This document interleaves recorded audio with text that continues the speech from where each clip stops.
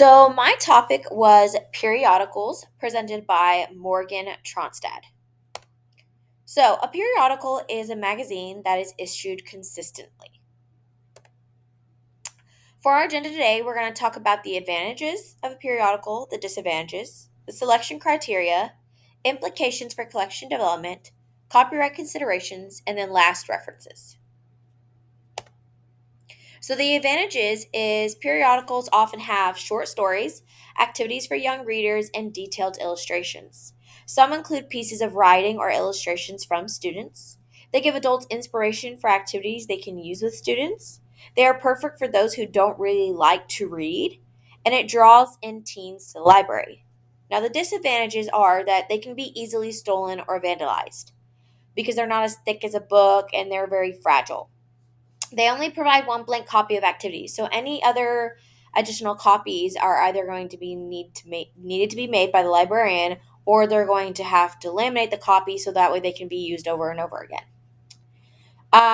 You need to have access to storage if you're going to keep more than one issue. So, for example, if you're going to keep an entire year or so on. If fold-out or cutouts are taken out, then portions of the text will be missing from the magazine. And then it also has a large number of advertisements. Selection criteria. Now, these are the things you need to be considering when deciding on whether or not you want to include these periodicals in your collection. One is the content interesting to students and teachers? Have the issues been treated well and are they organized? Do the illustrations contribute to the issue?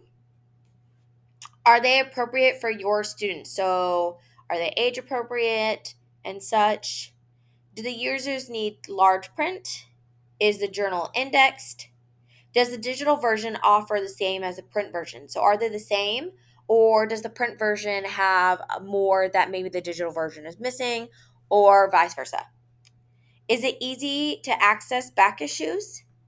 How is the digital version updated? Does the digital version have links? And is it easy to download articles? Your implications for collection development is the length that librarians are able to keep print versions depend on the storage and availability if they are being used.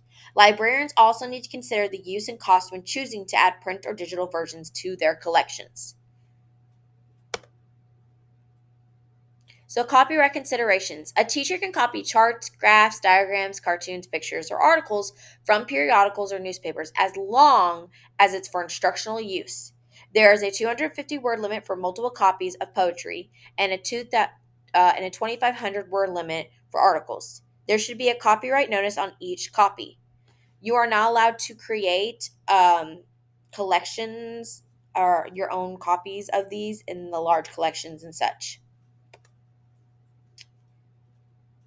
And here are my references.